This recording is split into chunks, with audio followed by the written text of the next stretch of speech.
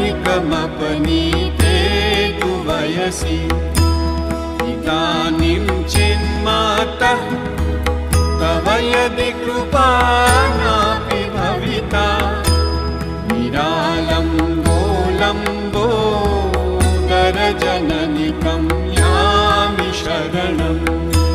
श्वपाको जल्पाको भवति मधुपाकोपमगिरा निरातङ्को रङ्को विहरति चिरं कोटिकनकैः तवापर्णकुटीरे